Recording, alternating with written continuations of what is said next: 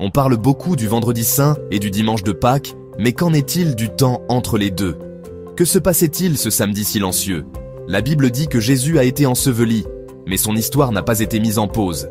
Dieu était toujours à l'œuvre. Jésus, le Fils de Dieu, était en mission, entrant au cœur des ténèbres pour apporter sa lumière. Pourquoi Jésus est-il allé en enfer? Non pas pour souffrir davantage, mais pour déclarer la victoire et libérer les captifs. Comme un roi qui gagne une guerre, Jésus est entré en territoire ennemi pour annoncer son triomphe. Sa souffrance était terminée, maintenant, sa victoire commençait. Même dans le silence, Dieu travaille.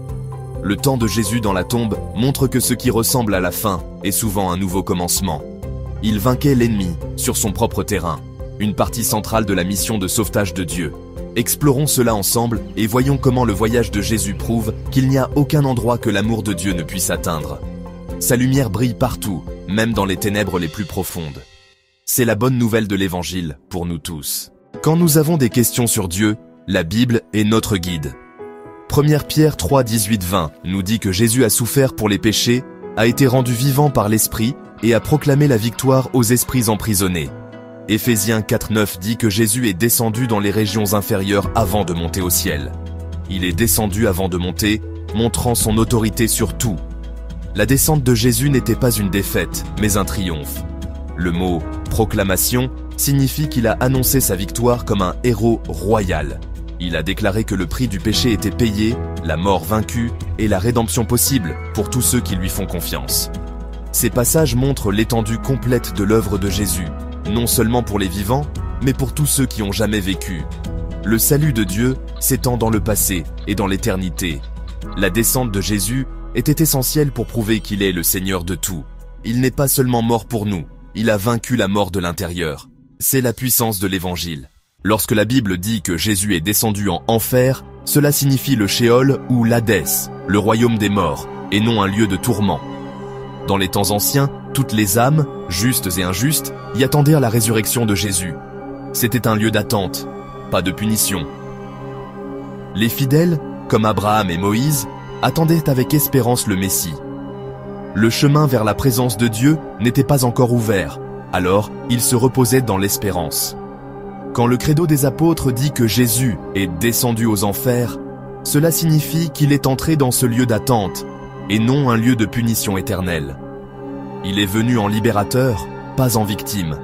Jésus a déverrouillé les portes et libéré les captifs, inondant les ténèbres de la lumière de Dieu. Il est entré dans l'Hadès en roi conquérant, tenant les clés de la mort et de l'Hadès. Il a démantelé le pouvoir de l'ennemi et a conduit les fidèles dans la présence de Dieu. C'est une raison de grande joie. Qu'a fait Jésus en Hadès? Il a proclamé la bonne nouvelle. Les justes avaient attendu pendant des siècles, faisant confiance aux promesses de Dieu. Maintenant, Jésus lui-même est arrivé pour accomplir ses promesses. Ce n'était pas une seconde chance pour les infidèles, mais l'accomplissement pour ceux qui vivaient par la foi. Abraham, Moïse et d'autres ont vu la promesse réalisée face à face. Jésus, le plus grand Moïse, a conduit les fidèles hors de la servitude de la mort vers le ciel. Le plan de Dieu incluait tous ceux qui lui faisaient confiance, même avant la croix. Le voyage de Jésus en Hadès était un acte de fidélité et d'amour. Il a apporté l'Évangile à ceux qui attendaient le plus longtemps, transformant l'attente en célébration. Sa victoire dans le royaume des morts est notre confiance aujourd'hui. Imaginez le moment où Jésus est arrivé en Hadès, une lumière perçant les ténèbres. Les fidèles, d'Abraham à David, ont vu leur espérance se réaliser. Jésus est venu en leur roi, déclarant « Tout est accompli, le chemin est ouvert ». Ce fut une réunion aux proportions épiques. Joie, soulagement et louange ont rempli l'endroit. La justice et l'amour de Dieu ont veillé à ce que personne qui lui faisait confiance ne soit laissé de côté. Jésus est lui-même allé ramener son peuple chez lui, montrant que chaque croyant compte. Nous faisons partie de cette grande famille de la foi, connectés au sein d'autres foi. Jésus a ouvert la porte du ciel. Ainsi, les croyants vont maintenant directement dans la présence de Dieu. Sa visite a assuré cette promesse pour nous aujourd'hui. Notre foi nous lie à cette histoire incroyable. Grâce à Jésus, la mort n'est plus un lieu d'attente, mais une porte vers la vie. C'est l'espérance que nous avons. La descente de Jésus en Hadès consistait à vaincre la mort en son cœur.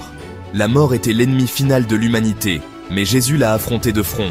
Il est entré dans la forteresse de l'ennemi et a déclaré un changement d'autorité. Apocalypse 1,18 dit que Jésus détient les clés de la mort et de l'Hadès. Il les a prises par la force. La résurrection fut la victoire publique, mais la bataille fut gagnée dans le royaume invisible. Jésus a rempli le lieu le plus sombre de sa lumière, brisant les chaînes de la mort de l'intérieur. Il n'a pas évité la mort, il l'a vaincue et en a fait sortir les captifs. Maintenant, la mort est une porte, pas une fin, pour ceux qui croient. Paul a écrit « Ô mort, où est ta victoire? Ô mort, où est ton aiguillon ?» Jésus a détruit leur pouvoir pour toujours. La descente et la résurrection sont deux parties d'un seul triomphe. Il a atteint le plus bas pour être exalté au plus haut. Notre Sauveur est le Seigneur victorieux qui a vaincu le péché, la mort et l'enfer pour nous. Une leçon de la descente de Jésus est que personne n'est au-delà de l'amour de Dieu. Il est allé à l'endroit le plus oublié pour trouver son peuple. Il n'y a pas de fosse, pas de ténèbres, pas de désespoir hors de sa portée. L'amour de Dieu n'est pas limité par le temps ou l'espace. Il a atteint les fidèles avant la croix et nous atteint maintenant. Même lorsque nous nous sentons perdus ou indignes, Dieu nous cherche. Il est le bon berger qui va après la brebis perdue. Son amour est actif, nous poursuivant dans nos moments les plus sombres. Le voyage de Jésus en Hadès prouve que l'amour de Dieu est implacable. S'il est allé si loin pour ceux qui attendaient des siècles, il fera de même pour vous. Vos ténèbres ne font pas le poids face à sa lumière. Que cette vérité vous donne du courage. Il est toujours avec vous. Pourquoi cela est-il important aujourd'hui ? Parce que la victoire de Jésus est notre espérance maintenant. Il a vaincu les ténèbres les plus profondes, afin que nous puissions avoir de l'espérance dans nos moments les plus sombres. Lorsque nous perdons des êtres chers en Christ, nous savons qu'ils sont avec Dieu, non pas dans un lieu d'attente obscur. Cette vérité nous donne du courage face à la peur, de l'échec, de la maladie, de l'avenir, même de la mort. La pire chose n'est plus à craindre. Jésus a gagné. Sa puissance vit en nous, afin que nous puissions affronter la vie avec audace. Lorsque vous êtes dépassé, souvenez-vous de sa descente. Il a été là et a gagné. Que cette vérité ancre votre âme et vous donne de la force. L'œuvre de Jésus entre le vendredi et le dimanche était pour vous donner la liberté, l'espérance et la victoire maintenant. En fin de compte, c'est une histoire d'amour, un amour plus fort que la tombe. L'amour de Dieu traverse toutes les frontières, même entre la vie et la mort. Jésus n'est pas seulement mort pour nous, mais il est entré dans le domaine de la mort pour déclarer la victoire et libérer les captifs. L'amour gagne, non pas sentimentalement, mais avec une puissance réelle à voler la tombe. L'amour de Dieu a construit un pont sur le gouffre du péché et de la mort Jésus-Christ. Reposez-vous dans cet amour. Cessez de vous efforcer, cessez de craindre, vous n'êtes pas trop loin. La bataille est gagnée par un amour plus fort que la tombe. Votre rôle est de le recevoir, de croire en lui et d'accepter son don de vie. Ses bras sont grands ouverts, appelant votre nom. L'amour de Dieu va plus profond que vos erreurs, plus fort que vos peurs et au-delà de la tombe. Vivez dans la liberté et l'espérance d'être aimé par le Dieu qui a vaincu la mort pour vous.